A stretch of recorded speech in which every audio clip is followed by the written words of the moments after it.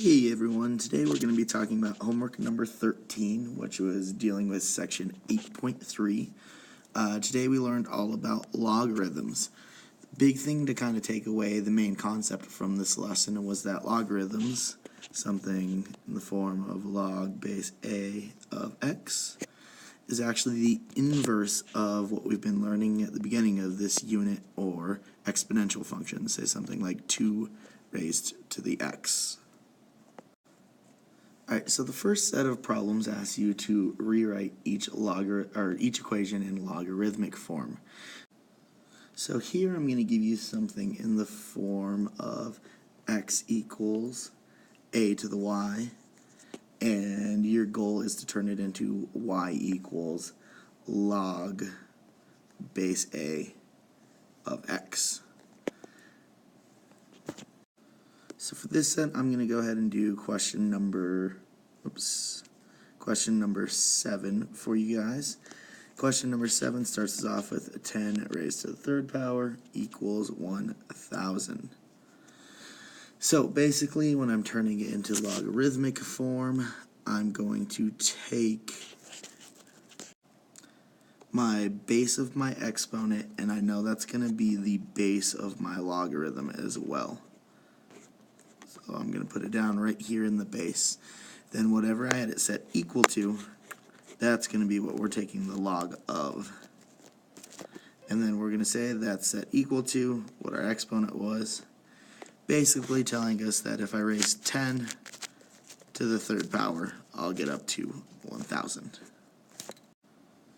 Alright, so your next set of problems, you guys have 14, 16, 18, 19, and 23 out of. So in this one, it's just asking you to evaluate each logarithm. So to help us out, I'm going to start actually by doing question 21. So in 21, it asks us to evaluate log base 3 of 9. So what this is really asking us is, I need to raise 3 to some power, and it needs to equal 9. So hopefully we're seeing this one pretty quickly. If we do 3 squared, that's going to equal 9. So it's that squared, or the 2, that gets us this. So when we evaluate this, we'll get our answer of just 2. So to take this a little bit farther, I actually also want to do question 15. So in question 15, we are doing log base 4 of 2. So in this one, same exact process. I'm raising 4, our base, to some power, and it's got to equal 2. So hopefully first thing you notice is we're actually getting smaller here. So when we're doing this, we're going to have some kind of fractional exponent. And hopefully we're also saying that, hey, the square root of 4 equals 2. And if you think back to last unit, hopefully we remember that the square root symbol is actually also equal to the exponent 1/2. So this exponent here is going to be 1/2. Just tells us that our answer to this logarithm is 1/2 or 0.5, either one you want to use. So your next set of problems comes between questions 26 and 34, from which you guys will be doing 27 and 28. So I'm just going to go ahead and do 26 for you guys. So on 26, I'm looking for the pH of maple syrup, which I told you has a concentration, we're looking for the concentration, and I'm telling you the pH. So the pH here is about 5.2. So if you remember from class, we had our equation for pH, which is pH is equal to negative log of your H plus, or your hydrogen ions. So in this, we're just really going to do a little bit of plug and chug here. So I know that my pH is 5.2, so I just plug that right in. Equals negative log H plus. And then here, if the negative log equals positive 5.2, then I can just times each side by -1.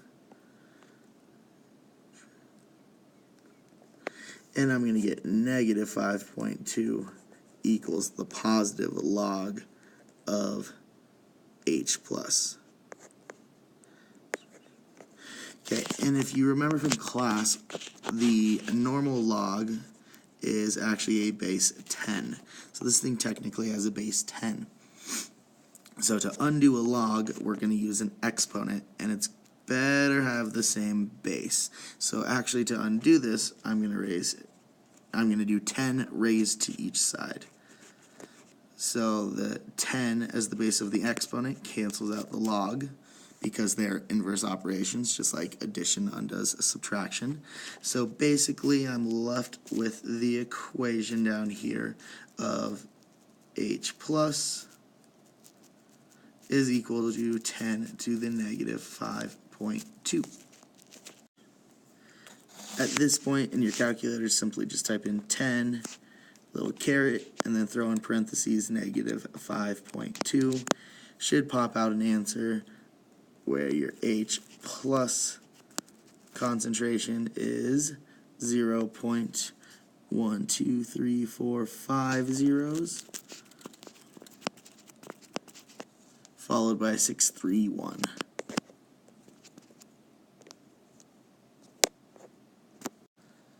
Alright, your next set of problems has you graphing logarithmic functions. So remember, for graphing, it's going to be pretty similar to graphing exponential functions. We're going to start with a little XY table. Same thing, you need to choose 3 points, make your life easier, and choose the easiest 3 points, 0, 1, and 2. So for this one, I'm going to go ahead and graph, not one that's on there, but I'll graph, let's do log base 3 of x. So when we're going to graph a logarithm, thing we're actually going to graph first, or plot first, is actually the inverse. So I'm going to graph 3 to the x first. So the only thing here is whatever your base is here better be your base in your exponent. So when I do this for 3 to the x, I'll get 3 to the 0th power equals 1. There's my first y value. 3 to the first power is 3. There's my second y value, and 3 squared equals 9. And there's my final y value. So if you remember back to our definition of an inverse, basically what we're doing is we're swapping our x and our y values. So to graph log base 3 of x, I'm just going to take my xy column and flip them. So in my x column, I'm going to have a 1, a 3, and a 9, which was our y column over here. And in my y column, I'm now going to have 0, 1, and 2. So there now are my 3 points that I'm going to plot. Alright, your second to last section of problems is going to come between 41 and 48. This one, we're simply just using our calculator. So on this one as well, we're using the common log of log base 10. Remember, if you ever see a log, just say, let's just make up a number, log 8. If it's not specifying the base, then it's the common log, and that base is 10. So for you guys, I gave you 41, 43, 44, and 45. So let's go ahead and we'll do 46 on here. So this one's going to be pretty simple. All I'm going to do is go to my calculator, and I'm going to press the log button.